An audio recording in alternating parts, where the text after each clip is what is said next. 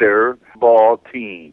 And so as I was going through those gyrations and crying like somebody had stolen my piece of candy, my last one, and my mother saw that, and she said, listen, that doesn't have anything to do with you.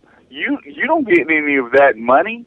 And furthermore, if you don't stop this right now to cry about, I reflected on that for about 2 seconds, and I got myself together. And so she always encouraged me to be a fan of the sport, because my house was 4 brothers and a sister. My dad, my 4 brothers, and myself were the biggest sports fans: hockey, golf, tennis, track and field, baseball, basketball, football, everything.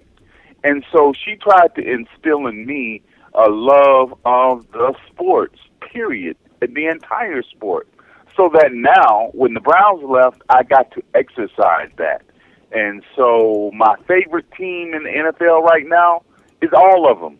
The only team I really dislike are the Baltimore Ravens, the only one. But the rest of them, you know, I like them all. I like to see them play. I like the talent, the personalities, the storylines. That's where I am with mine. Now, am I more partial to some than others? Yeah, because I know guys who really love them. I know guys who play for them. I know guys who administrate them, who work for them. And so I root for my friends, the guys I know, the guys I like, the guys I respect, the broadcasters. I know those guys. Doug Deacon, Jimmy Donovan, they're great guys. I know them personally. I can call them and talk to them, and it means something to them. It means something to the alumni of the team: Bubba Baker, Joe Turkey Jones, Paul Warfield, E. Rich Barnes, Bill Nelson. Just so many of them that I know personally, have talked to over the years, and have become friends of theirs. Felix Wright, all kinds of football players: Mike Pruitt, Greg Pruitt, Ernie Kellerman, Ben Davis, Al Jacobs. I could just keep naming them. I'd be here for the next hour naming them and wouldn't have them all. So that's why I'm more partial to them. But for myself, for my fandom is gone. My fandom is of the NFL on the field, the games on the field. And so I think that the NBA thing that you allude to, it's kind of like that for me. I want the Cavaliers always to do well. I don't care what happens. I'm a Cavalier fan, whether they have LeBron James or not. If I want to go to a game, I'm going to go to a game. If I want to go down and cover them, I'm going to go down and cover them. They're my first team I want to see. If they're on a magazine, I'll buy that magazine just to have the Cavaliers on the national conscious for just a moment. So that's where I am with mine. I don't care if LeBron James plays for them or not, because his career, believe it or not, is winding down. So I'm enjoying it while it's here. I'm enjoying it for the fans. I'm enjoying it for the pump it gives to Cleveland, my hometown. Whether or not they're around the corner, yeah, we'll see. We'll see. We'll see what they say if they don't win the championship, and we'll see the guys come out of the woodwork. They weren't that good in the first place. LeBron and all that. I actually heard that a time or two recently, so you never know. But, yeah, it was good to see. That's my short answer. No, I'm totally with you, man. Again, for the fans, I'm with it, man. Even, I don't care, the LeBron. I have my own thing about that, Like, I'll be honest with you. I get it that he's the top player in the NBA and all that. And, I mean, hey, if Dan Gilbert can let things go and they can all be, hunky-dory again together, why can't I? I don't know. I'm still trying to answer that question. But I don't care, because I can separate that from the Cavaliers. First off, I mean, regardless whether you like LeBron or don't like LeBron, I mean, clearly, watching them last night, I mean, as a whole, man, it's definitely. But you're talking about the fans. I was even more referring to the media. Brother, at Media Day, there were cats there that couldn't tell you where Cleveland Clinic Courts was before they got there last week for Media Day. I'm like, man, the last 4 years, this gym's been pretty empty on Media Day. I've had my run of the place. I've been able to sit down and talk to to whoever I want, and I get interviews and one-on-ones, and I had my run of the place. Now, man, you're lucky they let you in the building because everything changed now. And that kind of bothers me a bit too, you know? I mean, the Cavs are making a big deal right now that they haven't raised ticket prices, but that's a one-year glitch. Trust me, they see the secondary market. They know how much room there is for them to monkey with ticket prices. They will make their money off of this over the next few years. But you could already see it even with the media relations as well. I understand that you now have to accommodate Sports Center and you have to accommodate the National, but that bugs me too, because I'm like, man, there was a whole lot of people that couldn't be bothered to cover these games when you were losing 26 of them in a row, but there's a whole lot of people wanting to be there, Love and Kyrie take the court. So pretty funny too to see the media do that as well, but you know what I'm talking about. Oh yeah, I think when you're talking about, you know, this particular thing, I think the sad part is that, like you said, the media relations has to change. Yep. You know, Ted Carper and his great staff down there, they're excellent people. They do as much as they can for you. They go above and beyond. Anytime I need them, they're there, no matter what it is. Same here. You know, it's unfortunate because a lot of people are going to be covering them, and like you say, you know, they're covering them for the national media, and they have to accommodate those people. So that pushes somebody back out. It shortens your time that you can sit down with Dion or sit down with Andy or any of those guys and talk with them. And the other thing is, if I wasn't going in the lean times, I can't find it within myself to show up when, you know, LeBron and Kyrie and Love are the new big three and the Cavaliers are the, you know, the big thing in the NBA. I can't bring myself to it because it doesn't seem like I'm a sincere. It doesn't seem like I'm a sincere. For those guys who were there, I must give it to them.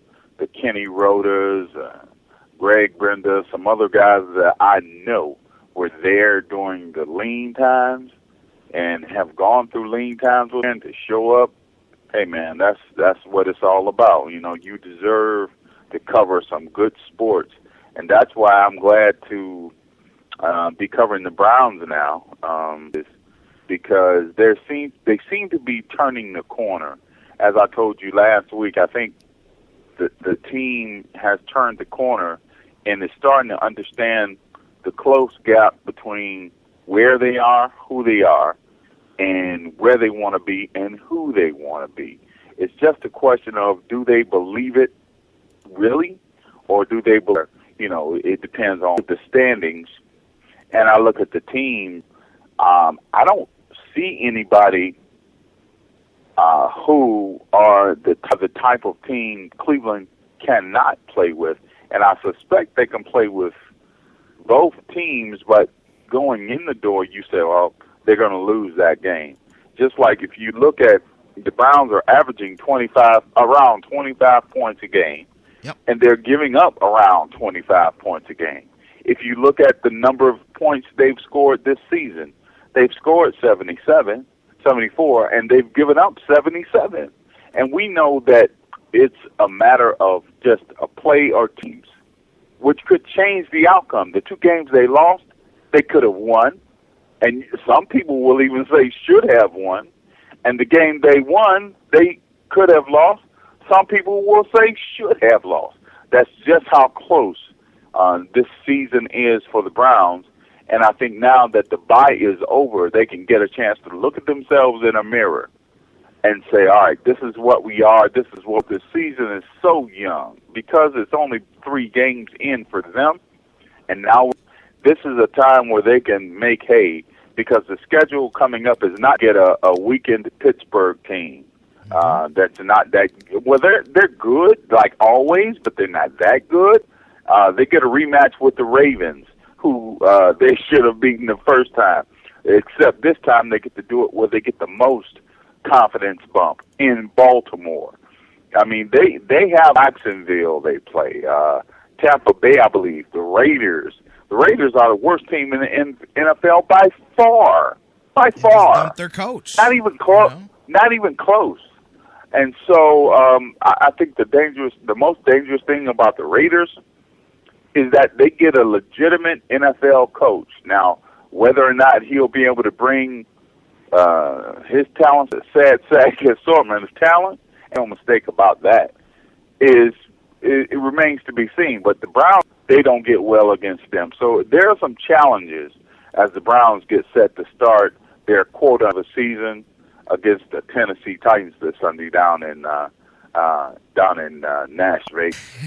What you just talked about was what Mike Pettin specifically not doing this. He specifically warned them this week that what we're talking about, what the fans, the media, looking at this soft part of the schedule, none of that. Just like we're looking at them as a chance to get to 500. It's the same way, because until you change history, you're still win games on the road. You can't win games on the road until you don't win any games. You know what I mean? So they have to, with an opportunity here, because Tennessee's lost 3 in a row. Happened to the team that surprised everybody in Kansas City in week number 1. All of a sudden, they've been outscored. Well, I don't even remember the number. It's like 100 and something to scoring in the last few games. And so they're looking at the Browns the same way. The Browns, and they have no right to come in with anything but focus. So I hope they don't, but they can't. They can't do that anytime, especially now, because a wounded animal, as you know, is the most dangerous one. So Tennessee, just like we're saying, hey, why can't we get right against Cleveland? Well, I think, yeah, you could say that, but once you really look at these two teams, throw the numbers away. I think once you look at one position, that the Browns are, in my opinion, a better team because of the quarterback. In the numbers, he's 61 of 95, about 65% passing. Not great yards, 716, but he's got a 97.5 rating. Oh, yeah. 3 touchdowns. Meanwhile, Jake Locker, 70.8. He might not even. David Whitehurst, I saw that he underwhelmed. 74.0 passer rating, which is pedestrian, mediocre at best. 70.8 for Jake Locker. They've got a decent running attack with Sean Green and Bishop Sankey and Dexter McCluster, a great tight end in Delaney Walker, who he's eaten up the last 2 opponents by himself. But the offense is getting about 326 yards a game. They're good, but they're not that good. They're not playing to their capabilities at this point. Their defense is giving up 352 yards a game, and that's the area that the Browns have to shore up most. And I told you 2 weeks ago, first week, that I believe the Browns' Achilles is that they've got, or at least they moved Phil Taylor back to tackle in a lot of situations, a lot of fronts. But whenever you have Phil Taylor or Taba Rubin or Desmond Bryant or any of those guys, flanking the end, setting the edge, yeah, you can get some edge setting theoretically, but you're not going to get any athleticism. You're not going to get any pass rush. You're not going to get any speed, athleticism, all of that. You're not going to get any of that. So they have to figure out how to stop a running attack and still get that pass rush off the edge without blitzing and without their outside linebackers. Because Barkevious Mingo, I'm telling you right now, flat out, he's going to bust. I'm telling you. I told you from the beginning. Reason why is when you think in your mind's eye of LSU, he wasn't the guy whose name, just this simple test. When you watch a guy play in college, if you don't hear his name all game, he's not the guy. And you take him, third, fourth, fifth, sixth, something like that. You take him that early in the draft, that guy should be all over the broadcast. And then when you get the tape out, when you critically look at that, he should be just a mess. He should be all over the place. He should be somebody you cannot hope to stop. You got to be thinking about what we're going to do with him. And that's not Barkevious Mingo, but for a number of reasons. One, he's light in the pants. He weighs 240 at best. Now, if you're running off the edge at 240 on a guy 330, I mean, you're giving away 90 pounds right there. So I think